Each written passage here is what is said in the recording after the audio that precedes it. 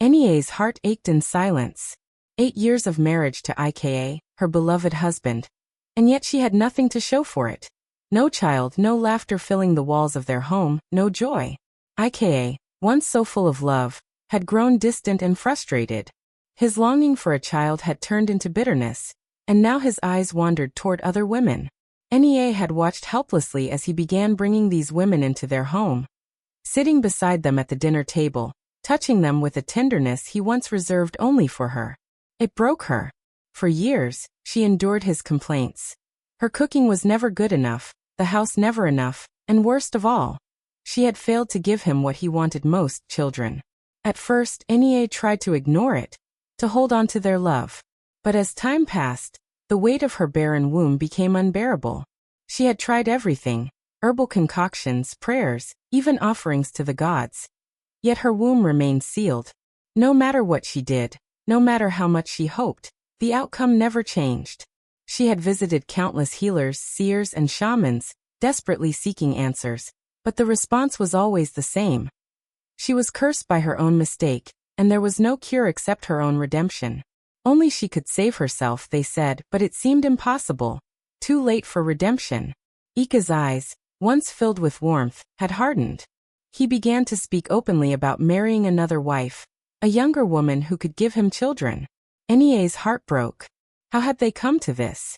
She had been a good wife, loyal, hardworking, and patient. Yet now it seemed nothing she did mattered. One night, as Nnea lay awake on her mat, Ika's voice cut through her thoughts. "I'm marrying another woman," he said coldly, his back turned to her. "I can't wait forever for you to give me a child." His words struck her like a blow to the chest. "Ika," she whispered, her voice trembling. "I love you. Please. Don't leave me." "I love you too," he said, his tone flat, emotionless. "But love is not enough. I need a child. I need a legacy. My father gave birth to me, and I must give birth to another who will bear my name. I don't just need a child, I need children." Nnea had no words left. Her heart felt unbearably heavy, and the tears she had held back spilled freely. She wanted to scream, to demand answers from the gods. Why her womb had remained empty, why others bore children with ease, while she was left barren and broken. There was no one to answer that night. Nnea could not sleep. She lay awake, her mind consumed with thoughts of Ika's betrayal and her own failure. She had given him everything, her love, her loyalty, her very life, and yet it seemed none of it had ever been enough. Days turned into weeks, and the atmosphere in their home grew heavier. Ika began openly bringing other women into their house, his actions like daggers to Nnea's heart. She watched in silence as he shared meals with them, laughed with them, and even slept with them, while she lay alone in their bed. Her heart ached, but she could not bear to confront him again. Instead, she sought answers elsewhere. In desperation, she turned to the village seers, hoping one of them might hold the key to her suffering. She visited them one by one, each with their own charms and rituals. Yet they all told her the same thing. Her womb was sealed, and it would never bear fruit unless she righted her wrongs. "I see darkness around you," one seer told her. "A curse is upon you, a curse born long ago. You abandoned your own child, your first fruit, your own flesh and blood. You left an innocent child in the evil forest, to die of hunger or be devoured by wild animals. Even though you knew she was blind, the pain of that act has sealed your womb forever. The tears of that blind child, that fateful night, have cursed you." The words struck Nnea like lightning. Yet she pretended she had no memory of abandoning a child, no understanding of what the seer was saying. But every healer spoke of the same thing, an event from her past that had caused her infertility. Still, Nnea was unwilling to accept responsibility. She was ashamed even to admit she might have committed such an unforgivable act. Finally, she went to another seer, an old woman whose deeply wrinkled face seemed carved by time itself. Her words were clearer than all the rest. "You abandoned your firstborn daughter, a blind child, in the dark forest," the old woman said firmly. "She is no ordinary child, she is a goddess. Her spirit has sealed your womb. Only by seeking her forgiveness will you find peace and healing. You must return to the forest and find her. Only then will your womb be unlocked." Nnea was stunned. The words of the seer rang through her mind. For deep within her, buried under years of denial, there lingered a memory of a time long ago when she had indeed borne a child, a blind girl whom she had left in the forest, hoping she would die. The memory was too painful to face, yet now it returned, piercing her heart like a blade. It was something Nneka had buried deep within her soul. She had been young then, scared, ashamed. The villagers had whispered about her, judging her harshly for bearing a blind child out of wedlock. In her fear of their scorn, she had abandoned her daughter in the forest. But now the seer's words had made the consequences of that act undeniable. Her daughter was no ordinary child. She was a goddess. And the pain of her abandonment had sealed Nneka's womb forever. Find her. Seek her forgiveness, the seer had urged. Only then will your womb be restored. Nneka, overwhelmed with guilt and fear, knew what she must do. She had to go to the forest and find Choba. But doubt not at her heart. What if Choba did not forgive her? What if the child she had abandoned was lost forever, her spear? Choice. If there was even the smallest chance of redemption, she had to take it. So, at dawn the next morning, Nneka set out. She carried little more than her resolve and a small bundle of provisions. The forest, known as the Evil Forest, was a place of fear and mystery. Its deep, tangled woods, twisted trees, and countless secrets had long haunted the villagers' whispers. They spoke of it in hushed voices, warning that it was a place where spirits roamed freely, where only the brave, or the foolish, dared to venture. But Nneka had no choice. She could not remain in the village, drowning in guilt, consumed by the knowledge that she might never bear a child. She had to find Choba. She had to beg her forgiveness, no matter what it cost. The journey was harsher than she had imagined. The forest was dense, and the air thick with humidity, heavy with the scent of damp earth. The deeper she went, the more the trees seemed to close in around her. Shadows danced at the edges of her vision, and the silence pressed down like a weight. Only the occasional chirp of a bird or the rustle of unseen leaves broke the stillness. Days passed and Nneka grew weaker. Her provisions dwindled, her strength waned. Yet still she pressed forward, driven by guilt, by hope, and by the faint prayer that somewhere in the depths of that cursed forest, Choba lived still. Provisions soon ran low, and Nneka found herself drinking from the polluted streams of the forest. She called out Choba's name again and again, hoping for a sign, but there was no response. The forest swallowed her cries. For days she wandered, her strength fading with every step, her heart growing heavier with despair. She had come so far, yet the girl she sought remained like a ghost, an unreachable dream. Was Choba still alive? Had she died in the forest all those years ago? In her heart, Nneka believed her daughter was gone. And perhaps the seers had only sent her here to die, to pay for her sins. One night, exhausted and on the verge of call, had abandoned Choba years ago. Her voice broke as she prayed.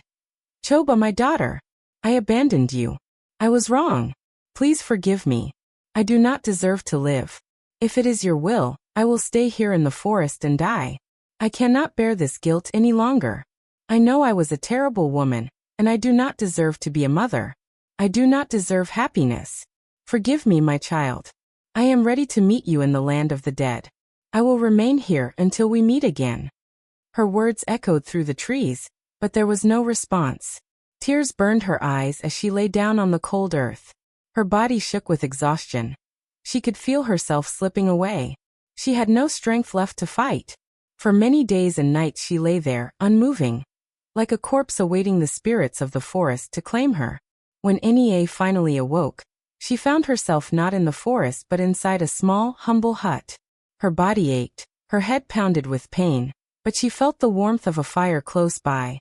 An old herbalist sat beside her, stirring a pot of herbs.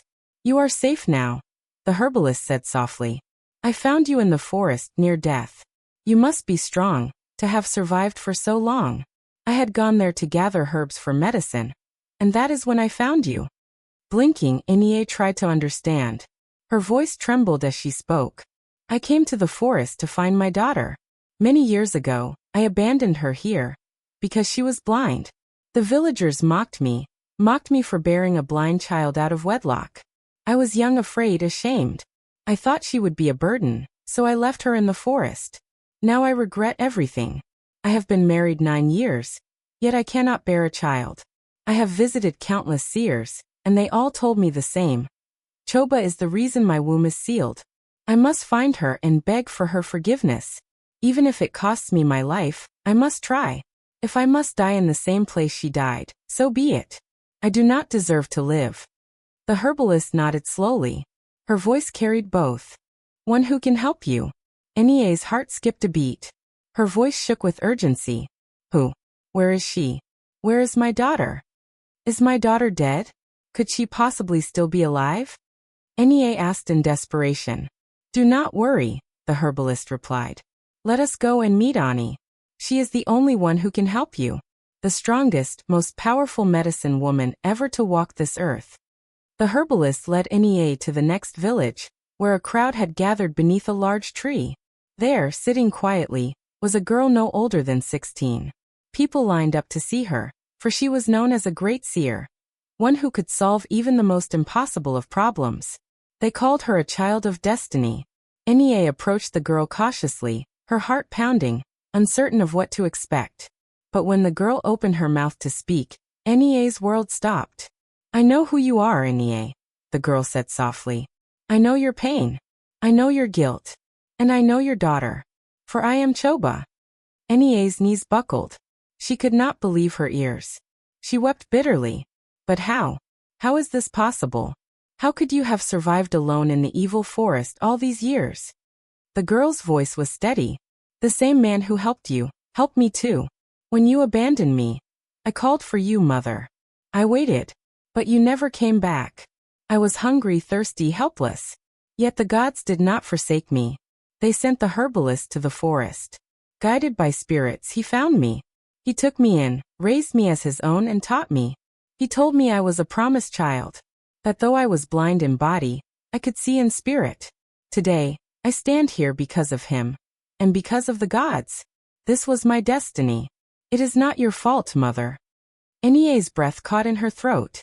The girl standing before her, the blind seer, was her daughter, the very child she had abandoned. Overcome with grief and wonder, Nnea reached out with trembling hands and embraced her. I have waited for this day. Mother, Choba whispered. I am glad it has come. Your guilt has been heavy, but I forgive you now. And with my forgiveness, your womb is restored. As they embraced, something miraculous happened. Choba's eyes opened, and for the first time, she could see. Her blindness was gone.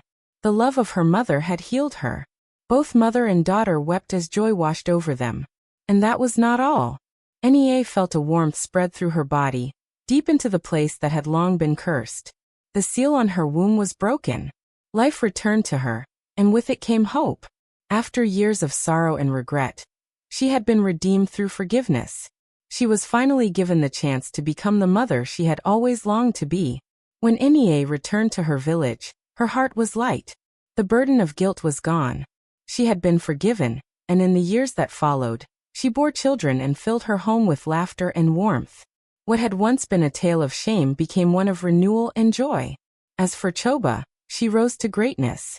She became the most powerful and wealthiest seer in the history of the land, a child of destiny, whose story was told for generations.